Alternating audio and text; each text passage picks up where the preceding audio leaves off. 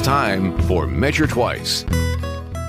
Welcome to Measure Twice. I'm Rob Perugini, along with Chris Kramer from C. Kramer Interiors and Joel Graber from Graber Custom Remodeling. This is the show that helps you envision your home's potential, and you're listening to us on Michiana's News Talk 95.3 MNC. We're brought to you in part by Leatherman Supply, everything windows, doors, cabinets, and countertops, with the showroom now open in Granger next to C. Kramer Interiors. And Hoosier Hardwood Floors, Michiana's trusted and valued experts on hardwood floors. You could visit them at HoosierHardwoodFloors.com. Yes, we're in the thick of the Christmas and holiday season. Like, it is nothing but Hanukkah and Christmas around here, man. Wow. Wow. But I noticed that there's just like a swell of traffic that just came from nowhere. It's just all of a sudden you can't apparently get people anywhere. love driving around when the roads are crappy. Yeah, and it's like midday. You know, it's like all day. We kind of drive around a little bit, and man, not even near like shopping places. Which you know, I'm thinking, does supply just naturally go down?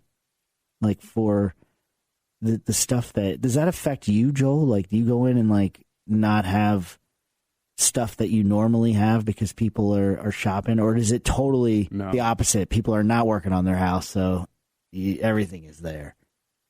It's just that part pretty much stays the same. Just stays the same. It's just level. Yeah. Right. But I bet, Chris, is this a big time for you, like at Christmas season? Are people buying stuff out of your shop? It'd be too late, wouldn't it? Yeah, not really. No? Mm-mm.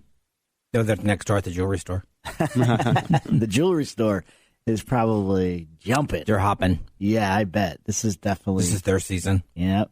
There's a sucker born every minute. Mm-hmm. I'm just not a jewelry guy.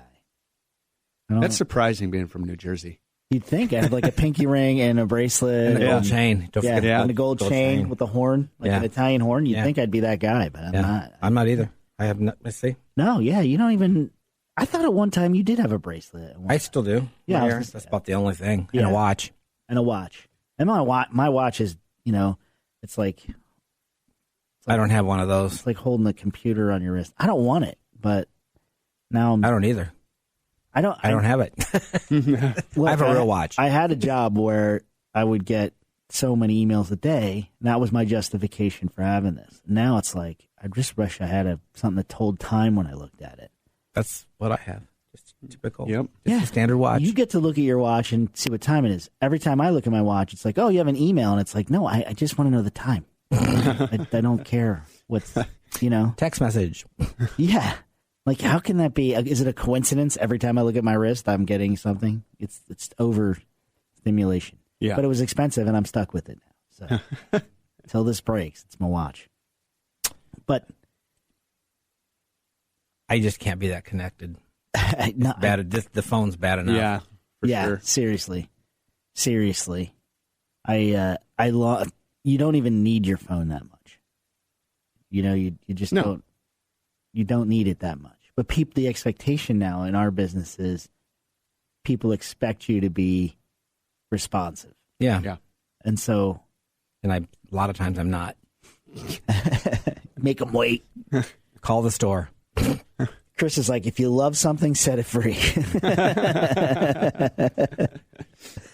But, that's not even what I wanted to talk about today, but I just noticed that it's just a lot of shopping, which is good. There's a lot of people out, a lot of traffic. Yeah, that's good for the unbelievable. economy. Spending is good. That's cool. For us, that's good. But this is kind of like a dull season, right? I mean, you have jobs, Joel, that are going, and every other job starts after Christmas. Yeah. It's like that's the way it goes. And in the nature of things. But I was looking at, just doing some research for the show here, and we talk about a lot of different things in here, but the word focal point kept coming up. Like because of what I was looking at. I was looking at Windows for some reason, and then the word focal point, and like, oh, if it's the focal point this, focal point that. So I got down the rabbit hole of focal point. What is a focal point? You're in Chris's wheelhouse now. Well, I really kind of am, but it's not necessarily not in the remodeler's wheelhouse. Oh, yeah. Because there's general focal points, and then there's like, if you're building something, there's an order of things, and that focal point tends to be the thing that has the hardest to build, right, or needs the most attention, or needs the so there's a kind of a focal point when you're building too, right? I mean, yeah, there are focal points and everything. I mean, if there's a giant fireplace, you're building around it, so you're not. And it probably is a focal point, right? But not necessarily. Well, that's oh man, see, did you see? Is like not necessarily, and I'm showing off about it. Yeah. I know more than you do. No, I'm just kidding. He does, though. I don't disagree at all. I don't disagree. It's the truth. No, you're right. I mean, we know you're right, but that's what I found. So what are you thinking though when you said that? A view can be a focal point, and you could have a fireplace in this room, but you might have a spectacular view. So what do you want to be your focal point? To me, it's the view. The view, because that's truly using your eyes. It's what's drawing your eye to a specific spot, right? And so the fireplace becomes secondary. But you can't like put a couch in front of it. In front of a view? No, like you can't like back a couch up to the fireplace. No, you don't.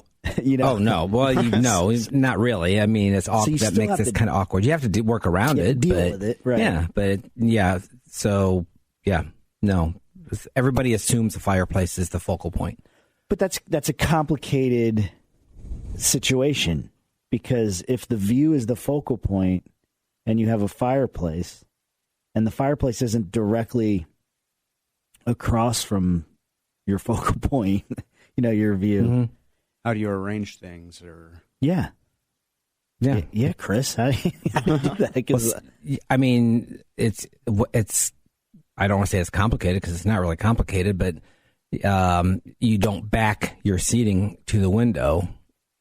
So, but if the fireplace is here, you're going to face maybe your sofa towards the fireplace, but you'd still have view. An angle of the view. Let's start here. Let's just, because this is a good example, because the fireplace is hot. You can't. You have to, if it's only when it's on. If it's more, but I mean, you can't. Like the assumption is you're going to use that thing, right? Yeah. Most of the time. Most of the time. So what's the barrier? Like, how close can you get to a fireplace before you're infringing on that particular item's? A couple feet. Really? Yeah. A couple feet. Yeah. I mean, remember, a fireplace, the heat doesn't come out; it goes up. So you could be pretty darn. You just you have can to be pretty able to, darn close. You have to be able to walk between whatever you're. Yeah, I have a walking zone. Well, the old fireplaces used to have the seating around. What do they call that? Hearth? No, there's the hearth is the flat portion in front of the fireplace. A bumper, the brass bumpers with the padding on it. I don't think I've ever seen that. Have you seen that, Joel? I don't know. It's a decorative element that goes around the fire. People would sit on it? You could sit on it if you wanted to. Hot seat? Hot seat. It's just a small little padding on the top. They're decorative. Right, but they're what are they, functional? They can be functional. They're, but, because most fireplaces, the heat doesn't come out at you tremendously. Just kind of. But you want to be. We just did one where we put a bench in front of a fireplace, but it's probably a good foot away from the hearth. But you could use the bench to sit and look at the fireplace? It's basically to round out the seating area. Gotcha. And that's what I think that must be a very common multifocal point, because they're saying this. Two of the places that I go to, one's the Spruce. I don't know if you ever go there, but it's kind of never heard of them. It's kind of cool. It's a tree. It is. But it's like a bespoke magazine that talks about like style and stuff. Ooh. And then, yeah. And they were taught, if you have two, they were kind of saying something very similar. If you have two focal points, you really got to, You can't have two at the same time. Correct. They compete with each other. Right. But you can have two focal points, but just one is minor. Like, yep. One takes a step back from the first one. Right. Like I said, the view would, in my opinion, would probably be my focal point, and the fireplace would be the secondary focal point. And that's the easiest, right? A fireplace and a view. Yep, that's the easiest. Yeah. But what if you have something that's like two views?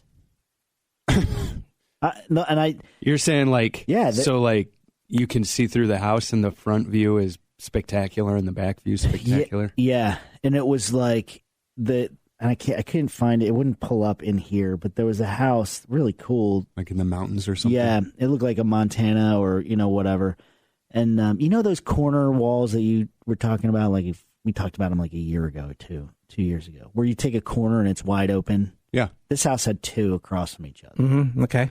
So there were two focal points, and they were like, you bite the bullet and you make one focal point over there, and you make one focal point over there. Yeah, if the room's big enough, you can. But we're out of time. Let's go talk. Like, already? John's going to get mad at us, so I have to get out of here. But we'll be right back. Let's talk about that multiple focal point room, because you might have one and not even know it. This is. Oh, you'll know it.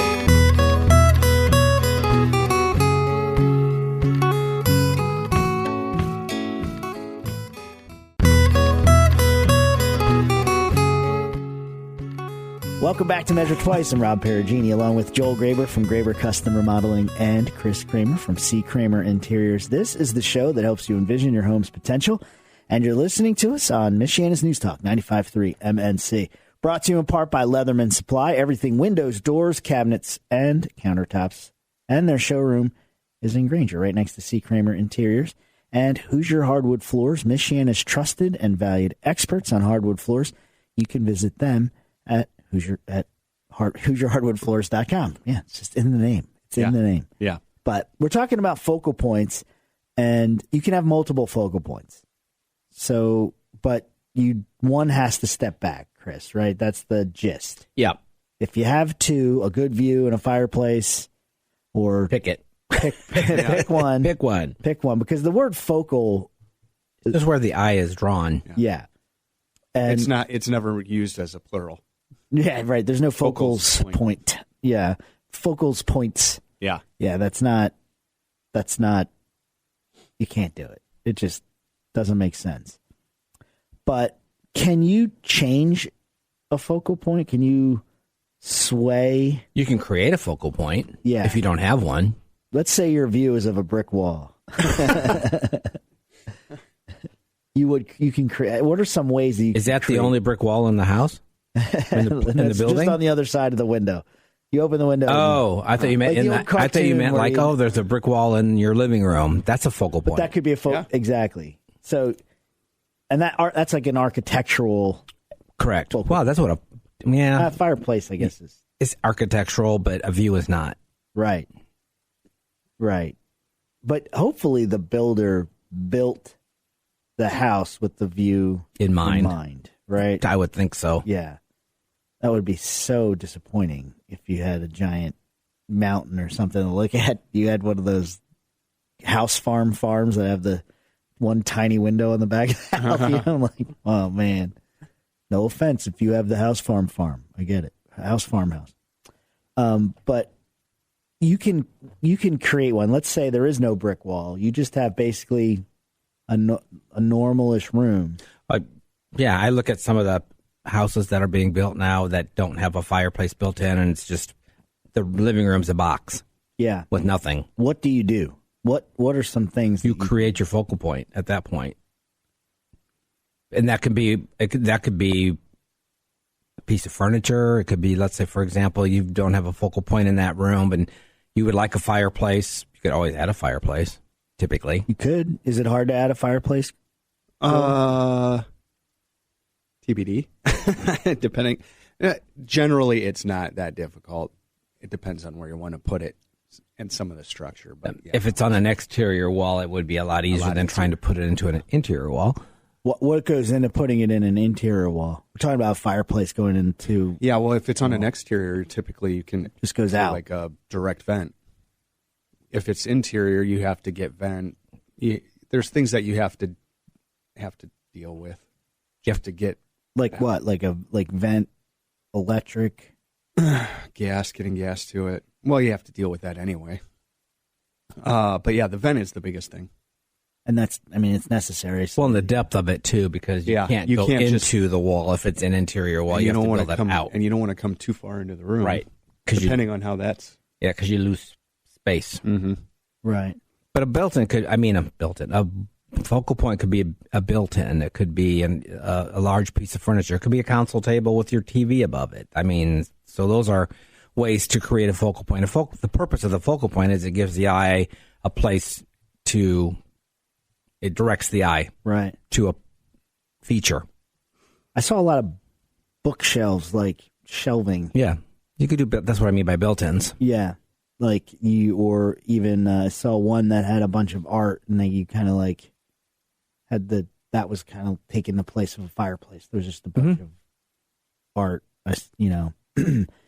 or a lot of windows, Yeah. a lot of windows. But if you don't have a focal point, it's your job to probably make one, right? Because you can't have a room without one. Right. I mean, because when you walk in to a room that doesn't have a focal point, where does the eye go? What does it look at? Where's that starting point? Because it wants to go somewhere. It wants to go somewhere. Yeah, there's no. And it's where you direct it. And if you find that you go into a room and your eye doesn't want a focal point, you're a sociopath. So no, I'm just kidding. That's how they diagnose you. They put you. No, I'm just kidding. No, but you do get a weird feeling if the room not. You can't rest in it. Yeah, it's not comfortable. Yeah. It doesn't feel comfortable. So if you have built-ins, that's your focal point, there you go. essentially. That's it. It's where you're drawing the eye. Right. Eye needs to be drawn to something. And I'm trying to scroll to where because I'm in the wrong tab. Doing research right here as we speak. Right here. They were talking about how like you have beams and things like architectural. Yeah. That they kind of should point towards your focal point. Mm-hmm. It's directing the eye Yeah. to the focal point. Because if something is over If on it's the running left, the opposite direction. Yeah. Yeah, that's the eye. The brain can't quite. It won't perceive balance. It'll feel off balance, or you will sense something isn't right, but you may not know what it is. right, and you just it's kind of like your computer searching for Right. internet, Right. Just Right. like going. Because the purpose of the focal point is it directs the eye to a specific point in a room, and then from that focal point, your eye either is directed up or down, so that you get a visual flow around the room itself. Right. And so one of the things that I thought was interesting was the competing with the focal point. So if you have like a great view and you want to watch TV in that room, the television's competition. Mm-hmm. It always is. And it's actually very hard to deal with because you can't put the TV in front of the view. No, the TV is always a kind of an issue. It's Where an do you issue. put the TV that's comfortable to watch, but it doesn't take away from the view or whatever is the main focal point. I will tell you that I looked at lots of websites and lots of design, and I don't know that anybody had a great answer for it, No, I think it's always a struggle. which is kind of interesting. Yeah. The one That's site, why we need to read more. well, that's exact. It's funny you mention that because I went to looking at this one designer's site to deal with it, and she was like, "Give up the TV, like give it up. Watch it on your laptop." You might actually be happier. Well, and her point was, okay, well, you can just do handheld. Family TV time can happen in another room. Right. Or you can have an iPad, or you can watch individually. And it dawned on me, she's on a breakthrough here, right? You can watch. She said that in her family, she has 3 kids, and in her room, they have a small house, so they had to make a decision, right? She's in Key West. Oh, So it's a really small house, yeah. right? And her view is of the harbor. So she has this, she paid for the view. Oh, yeah, that's a premium. Right. Yeah. She's like, well, our house isn't big enough to have another TV room. So she and her family watch TV on their own. They all have their own little iPads, and they're watching the same movie at the same time. And they're just sitting there. I was like, that's like a breakthrough moment. So she's like, yeah, we're watching TV together. We're just on our handhelds. I'm like, wow, that is next level. Mm-hmm. Next level stuff there. Mm-hmm. That's specific. Mm-hmm. But there are certain rooms I don't think should have a TV. Like what?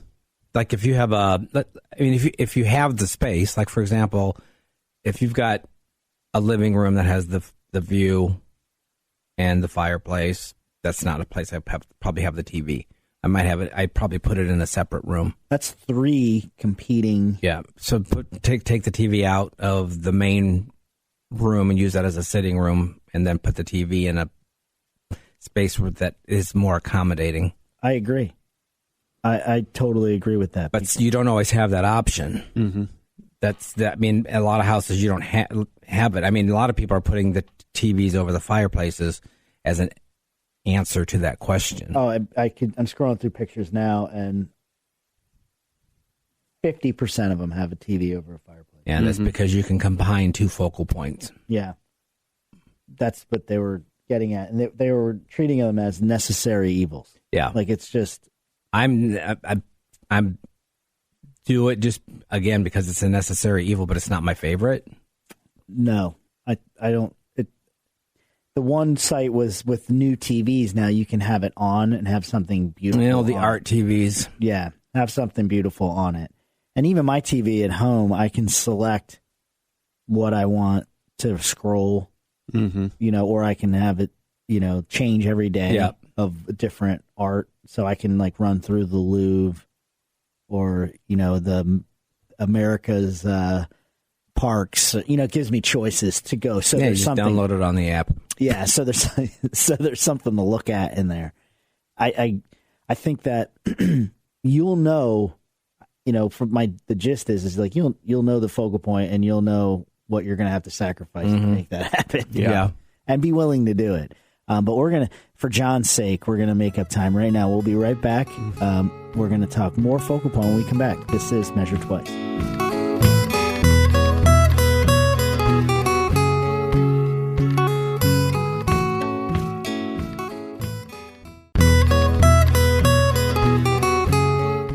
Welcome back to Measure Twice. I'm Rob Perugini, along with Chris Kramer from C. Kramer Interiors and Joel Graber from Graber Custom Remodeling. This is the show that helps you envision your home's potential, and you're listening to us on Michiana's News Talk 95.3 MNC. We're brought to you in part by Leatherman Supply, everything windows, doors, cabinets, and countertops, with the showroom now open in Granger next to C. Kramer Interiors and Hoosier Hardwood Floors, Michiana's trusted and valued experts on hardwood floors. You can visit them at HoosierHardwoodFloors.com.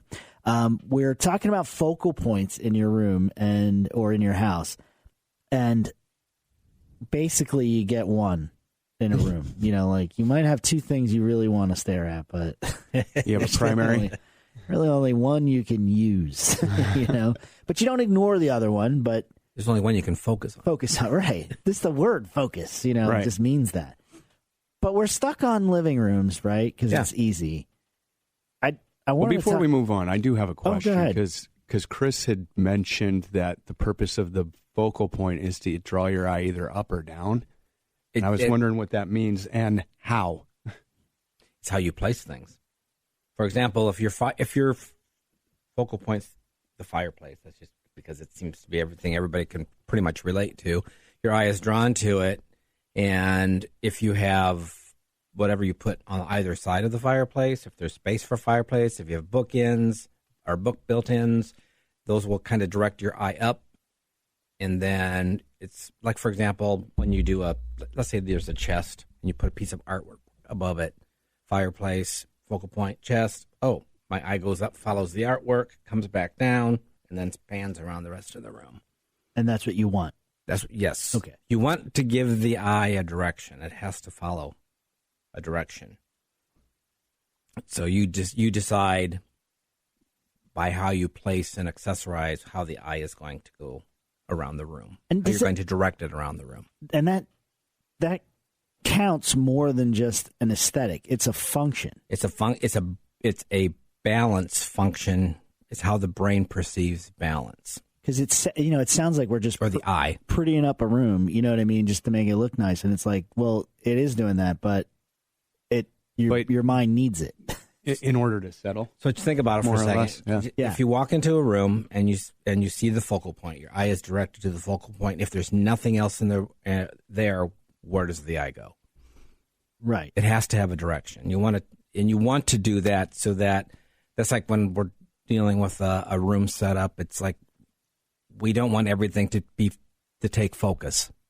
So in other words, you don't want everything in the room to want the eye to draw to. So we don't want it. So you don't want everything so upscale that the eye doesn't know where to go. Yeah, it's like a museum. Like you don't want to be in a museum where it's Like, just that's a display. beautiful piece, and then that's a really Yeah. spectacular piece, and that's a spectacular piece. But where do you focus? Something has to calm it down. Right.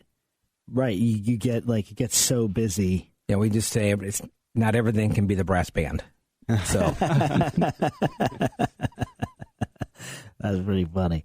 It's also, you can overload a view too. oh, you absolutely can. Like when these houses that are on the beach that have the watch rooms where it's just 4 walls of windows. You don't go up there necessarily and relax, in the daytime. Oh, I think it'd be wonderful. I'm picking up what you're saying from being in those rooms because it just depends how the room is set up. And Because you've those got to rooms pick one. But those rooms aren't really a lounging space. No, They're they up there- can't be. 'Cause No, you can't. No, they're up there for you to walk around or to look out. Yes, That was their point. What purpose was to look out, and typically at the water. right. But you're not hanging out. It's like that's It's not a hangout room. exactly. That's where I'm going. It's like because there's so much stimulation and no real focus. But the purpose of those was to look for ships coming in. Right, exactly, and they're cool. I Yeah. recommend them. If you can do it, you should have one. But then you have something else right behind you that's a different view, and something to the east and west or whatever Right. direction. Right. I think But I think water is always going to be your first view, no matter what the other views are. it's just If you're on water, that's the winning view. that's always the winning view, Yeah. in my opinion. Right. Well, I think that's an easy pitch to hit, Chris. Right, Right. yeah. I mean, if you wouldn't build a house there to do it, but you said up and down, and is that what you meant? Like, Well, and with he Chris? explained kind of how that operates, and what you would do, So how you're it draws your eye. Around the space. Right. The focal point is the first thing your eye goes to, and then from there you direct how it's going to go around the room. so if you had a focal point and bare walls next to it, you're not doing a service. It's where you go next. Where Yeah. do you go next? Where is the eye going next? Man, You just turn around and walk out of the room. I always hate going home after this show. I'm just like, wow. You have vaulted ceilings, Yeah, way so up that there. takes your eye up. What do you do to bring it back down? I don't do anything, Tell Chris. That's us. my problem. Yeah, help What us do you out here. do? Help a brother out here. Well, I He mean, really needs to know. do you have artwork on the wall? Do you have something that my eye is following the ridge line of the vault? Does the art have to go up? No, it doesn't have to. It doesn't have to go to. No, it doesn't have to go up to the arch. No. You see what we're dealing with here? Yeah. Okay. Here's your fireplace. Here's your vault. Got a fireplace, vaulted wall going up from the fireplace. Artwork is down here. So instead of your eye following the vault, it's going to go here to the artwork and then down. And not go like, oh. Not go, oh, you have vaulted ceilings. Yeah. So I'm glad you said that because I was thinking, even before this conversation, we need to put stuff up there. No. We'd be Absolutely like not. an Applebee's. Or If you put things up there, you're taking the eye up and you don't want to go that high. You want to keep it at a certain level. Aha. So the blank, that's not a blank space. It's meant to be It's meant to just be open. open. And how you place things, that's why you don't take artwork to the ceiling. You keep it down so that it actually brings the ceiling down visually. So You're going to have to give me a minute. I'm going to need to call Lisa right now. She is currently on a ladder Currently trying on a to ladder. hang some art up there. She's writing some quotations up there that we need to, I'm just kidding. She's not doing that. there's a whole, I mean, it's kind of, there's this whole science behind it, but it's just how we perceive balance. Well, I think that's balance. That's why you need Chris. Yeah, well, obviously, right? Well, because if you don't have it, you will walk into a room and not feel comfortable, and you won't know why you're not comfortable. Well, you need Chris, but you also need a builder who's not going to let you put your house out of balance, because the focal point, your house has a focal point too, in general. Every room has a focal point. And the exterior of your house has a focal point. Yes, it does. Right? Absolutely. And you can't, if you mess that up, boy, that's... Well, you can't hang a picture over the and last fix it. 20 years, it seems like we've messed it up because it's your garage door. Isn't that crazy? Even my house. I hate it. It's just awful. Ever since we talked about that, it's like, oh, man. He hates going home. So look, there are neighborhoods that were built in the 90s that the houses look like crap, except the garage door. At least the garage door did not face the front of the house. You know what I mean? Like, they had that right. That's for sure. And now you need to have these like extravagantly expensive garage doors, so you'll fake that it's not a garage door. Like, I don't even, Yeah. It's disappointing. Try to dress it up. Yeah, it's disappointing.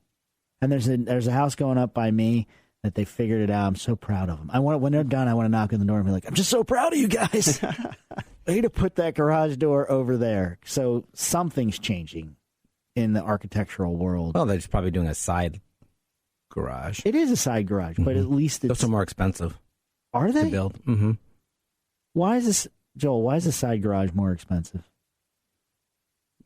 Tell us now. I would assume part of it's that you have a longer driveway and windows. Yeah, just the way it sets up. Because now it looks like the house itself versus more siding, more windows and things of that nature. Worth it though. Oh yeah, worth it. I'm living with it, so it's fine. But my goodness, what happened to the architects in their design? But I digress. When you have the focal point though, and it's your home, the outside, and you're putting an addition on, right? I'm sure you've run into you've had to be suggestive about like, how's this going to be? We can't. Yeah. You have to kind of walk through some of that stuff. I'm thinking about like, there's a house. So I live in Middlebury. There's a house downtown Middlebury that they just put a big addition on, and it doesn't look right because of that. It can get industrial looking really fast. It's not industrial. It's like, well, where's the front, and where are people supposed to? It just looks like, oh, why'd you do? There wasn't much of a plan there. Well, and I drive by one on my way to church on Sundays, and they added it was a ranch. They added a garage, and the garage addition is huge, is larger, taller than the house. Well, that's their and I drive by it up. every day. I'm like, oh, that is so not right. Well, we're out of time for this segment. We're very excited. We have Todd Zeiger coming up next segment to talk about Polydor House. Give us an update. We heard we had some electricians go up there with a big S on their chest and save Todd's life. Going in there, I'm not sure. When we come back, Todd Zeiger from Indiana Landmarks on Measure Twice.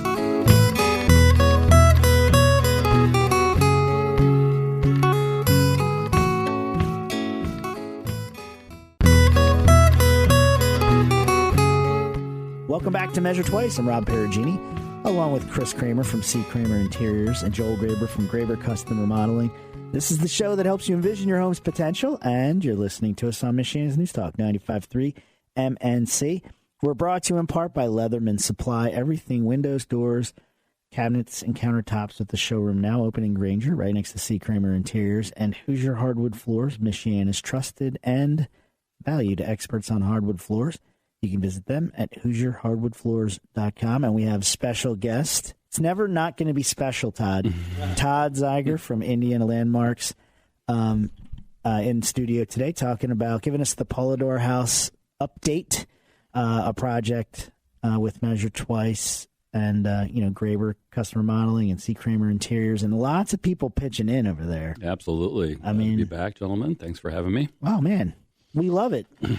You bring history to this show. Bring something. You bring history to the future, Todd. That's what you're doing here. You heard it here first. So things are moving on at the Polidor house. Joel's cracking the whip on everybody. It's awesome. So I know he does, doesn't he? we had a great event this week. We always try to leverage our properties for more than just the rehab. Obviously, saving and rehabbing them is key mission, but we had a holiday open house for our members only, which is always just a great time. And sometimes we have them at very pretty houses. The last 2 years, we've had them at some members' houses that were just fantastic, beautiful. And sometimes we do them in really cool houses that will be pretty someday on the inside and under rehab, which our members just really, really love. They like to see properties in progress. It's a thing, you know. And so we had our holiday open house there on Tuesday. It was just great. Polidor's in progress, but it's also got some finished. Some things. Yeah, it's that a mix. It's a mixture. It's in progress, but it still looks good. And I don't know whoever had the idea of having the holiday open house in the middle of a construction project. I don't know whose idea that was, but I think it was a lot of cleaning and hauling because it was a construction site until Tuesday, and then we had very pretty, beautiful day. So you guys did a great job. I mean, it was good. It was spotless down there, which is hard to do. People really enjoyed it, and then they wandered around upstairs to see the in-progress stuff. You know, the framing for the master bedroom, bathroom, and closet, and the work going on to get the electric roughed in. All that is going on. So it was a good mix of pleasant and lovely, and oh my goodness, what's going on in this room? Like the back kitchen that has no anything in it right now, which is fine. And people just really, really took it in and asked a lot of questions about what about this and what's going on. And you all were talking about focal points and, walking into that front parlor, clearly a whole wall of focal point. Chris, you were talking about where your eye goes, and people just go into that fireplace and the cabinetry on the sides. And then, of course, the dining room. The stained glass. The stained glass is amazing. The art glass in the dining room. And so you watch people and their eye just goes in. If you watch what they're looking at, they naturally go to these things and they ask questions about it. Caller? No, sorry. So it was a good event, and as is case when you're doing a project, not everything happens as you'd expect to on a timeline. And Weaver got the HVAC in. We were good for heat, and then NIPS goes 4 weeks out. So. And it was a little bit of a like, hey, when you come to our party, just dress warm. But it was fantastic. We had heat, we had some heaters running, and it was just really nice and warm. And you go upstairs and have the air of doing a construction project in the winter because it's cold upstairs. And Highlander Electric, who is a sponsor for the show house, came through and made sure we had good electric working. We had heat. And could plug our little percolator in for the spiced cider and all that stuff. So it was a great mix of soon to come and in progress, and people just had a great time. Well, just like everything else, as soon as the wine started pouring, they liked the house a lot more. It was wild. I got 5 offers. Yeah. Have another bottle. Okay, let's bring that number. It's a Merlot crowd. I say that somewhat facetiously, but we'll put the house on the market. It's the number one question I get really right now. When you're going to sell it, I get a lot of calls, and we're going to put it on the market in June. Once the show house opens and it looks at its best, and that's our intention. A lot of people ask that, and we're glad to have the interest and the around that question. It's better than not, right? We're talking with Todd Zeiger from Indiana Landmarks in the Polidor House in South Bend. You can visit it. It's right where Portage starts. Portage and William at Navarre. At Navarre, right there. So make sure you make the turn to the south or the northwest when you're coming up William. Otherwise, you'll be in the backyard of the Polidor house, so you'll see it for sure. So yeah, started talking with the next phases of the rough-in for plumbing, and then drywall and all that thing. So Joel can weigh in a little bit on the next steps. But moving on, now that we've got it all nice and clean, everybody can come back in and make it all dirty again. Well, and I don't want to gloss over like the Weaver and Highland Electric. They did like kind of a heroic effort in there they moved mountains to get things done, which I think is pretty. I don't want to like over talk about sponsors, right? But in this case, you can't say enough because they went in and they did some things that were incredible, and it wasn't like, oh, you're getting the charity version of what we're doing at all. This is like high level, great. Yeah, the work. installs look fantastic. They're doing a great job, as we would expect. And not that this is always the case with Joel or Chris, but sometimes contractors need a deadline for something happening to get things done. So that's always helpful too. But yeah, Michael's doing a great job with Highlander, and we had plugs, and he'll be done, rough in this week. So that's good. And certainly the HVAC looks great roughed in. Nobody's better at deadlines than Joel. You will know your deadline. And nobody's happier to hear that it'll be done this week than Joel. Yeah. He texted me last night. I'm like, you got a little work to do to get that far by next week. That's all good. No, we appreciate everybody's work on that so we can get ready for the spring and the next steps. But it's just incremental, and it's good. The coordination's amazing, though, Todd. Really, to have that done, like to not accidentally have a bunch of sheetrock delivered the day before your Christmas gathering is. We would have dealt with it. We would have just put some garland on the sheetrock or something, or written some notes to whoever delivered the sheetrock the day before my holiday open house. It's all good. It's fine. Or had our guests carry it down to the basement on our behalf, so we had to carry it back up. It's all good. We could have had a revenge. It's all fine. But we're gonna post some pictures on the Graber Customer Modeling Facebook page of the open house, because there's some really cool, like Norman Rockwell style pictures of the outside at night in the snow. Talk about a postcard. Mm-hmm. That is a postcard house. Yeah, it is, and we look forward to people being able to enjoy it in the future years as it snows, and there's somebody living in the house, and it becomes literally a family home where you can add that last element of Norman Rockwell, where it's not just an empty party house. It's waiting for it. So you had met. So Joel, do you have any kind of construction update that is going on? Yeah. So, with the plumbing and electric, right now the plan is once those rough ends are done, beginning of January, drywall will go in, get finished, and then the tile for the kitchen, the powder room, and hopefully at the same time we'll be able to get in the master bathroom also all the tile taken care of, so that we can move to the next steps.